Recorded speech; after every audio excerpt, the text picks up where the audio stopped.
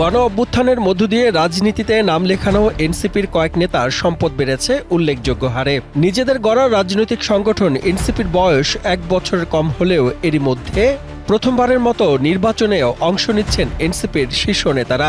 তাদের জমা দেয়া নির্বাচনী হলফনামা নিয়ে এরই মধ্যে শুরু হয়েছে রাজনৈতিক অঙ্গনে নানা আলোচনা সমালোচনা। দলটির আহ্বায়ক নাহিদ ইসলাম নিজেকে পরামর্শক পরিচয় দিয়ে ৩২ লাখ টাকার বেশি সম্পদের বিবরণী জমা দিলেও পরবর্তীতে এটি নিয়ে বিভ্রান্ত রয়েছে বলে জানায় এনসিপি। আর মুখ্য সমন্বয়ক হান্নান মাসুদ হলফনামায় যে সম্পদের বিবরণ দিয়েছেন তাতে দেখা গেছে তার বাবার সম্পদের চেয়েও 18 গুণ বেশি সম্পদের মালিক তিনি। এদিকে এনসিপির দক্ষিণাঞ্চলের মুখ্য সংগঠক হাসনাত আব্দুল্লাহ তার নির্বাচনী হলফনামায় ব্যাংকে ২৬ লাখ টাকা স্বর্ণ ও ১৩ লাখ টাকা নগদ দেখিয়েছেন।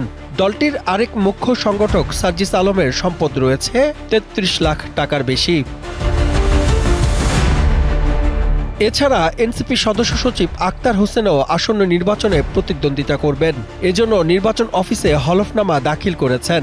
সম্পদের বিবরণে তিনি দেখিয়েছেন তার নামে কোনো গাড়ি বাড়ি নেই, তবে নিজের অস্থাবর সম্পদের মূল্য ২৭ লাখ টাকা এবং স্ত্রীর ১৬ লাখ টাকা। এছাড়া তার নগদ আছে ১৩ লাখ টাকা এবং স্ত্রী সানজিদা আক্তারের আছে ৪ লাখ টাকা। এক্সট্রিম মশার কয়েল প্ল্যান্ট ফাইবার দিয়ে তৈরি, তাই সহজে ভাঙে না, সুগন্ধিযুক্ত ও নিরবিচ্ছিন্নভাবে জ্বলে। ডেঙ্গু, চিকুনগুনিয়া বাহি সহ যে কোনো মশার বিরুদ্ধে দেয় এক্সট্রিম সুরক্ষা। আক্তার হোসেন নিজে ৭ লাখ ও স্ত্রীর আছে ১০ লাখ টাকার গয়নার কথাও উল্লেখ করেছেন। হলফনামায় পেশা হিসেবে আক্তার হোসেন শিক্ষানবিশ আইনজীবী এবং স্ত্রীকে দেখিয়েছেন গৃহিণী হিসেবে। এছাড়াও আরও বেশ কিছু তথ্য দিয়েছেন নির্বাচনী হলফনামায়। এনসিপির মুখ্য সমন্বয়ক হান্নান মাসুদ ও তার পিতা আসন্ন নির্বাচনে প্রার্থী হয়েছেন নোয়াখালীর ৬ আসনের। তারাও হলফনামা জমা দিয়েছেন। সেখানে দেখা গেছে হান্নান মাসুদের কাছে বর্তমানে নগদ টাকা রয়েছে ৩৫ লাখ, আর তার বাবা আমিরুল ইসলাম মোহাম্মদ আব্দুল মালিকের কাছে আছে ১,৯৩,০০০ টাকা। সে হিসেবে হান্নান মাসুদের কাছে বাবার চেয়ে 18 গুণের চেয়ে বেশি টাকা রয়েছে। এছাড়া তার ব্যবসা প্রতিষ্ঠানও রয়েছে বলে উল্লেখ আছে হলফনামায়। এনসিপির মুখ্য সমন্বয়ক নাসিরউদ্দিন পাটোয়ারী প্রার্থী হচ্ছেন ঢাকা ৮ আসন থেকে। নির্বাচন উপলক্ষে তিনি ইতোমধ্যেই হলফনামা জমা দিয়েছেন নির্বাচন কমিশনে। হলফনামায় নাসিরউদ্দিন পাটোয়ারী ও তার স্ত্রীর মোট ২২ লাখ টাকার স্বর্ণালংকারের হিসাব দেখিয়েছেন। হলফনামায় দেখা গেছে নাসিরউদ্দিন পাটোয়ারীর হাতে নগদ আছে ২৫ লাখ টাকা, পাশাপাশি স্বামী স্ত্রীর মিলে ২২ লাখ টাকার গয়নাও রয়েছে। হলফনামায় পেশা হিসেবে মার্কেটিং কনসালটেন্সির বিষয় উল্লেখ করেছেন পাটোয়ারী। এছাড়া তার বিভিন্ন আর্থিক সম্পদের হিসাবও রয়েছে নির্বাচনী হলফনামায়।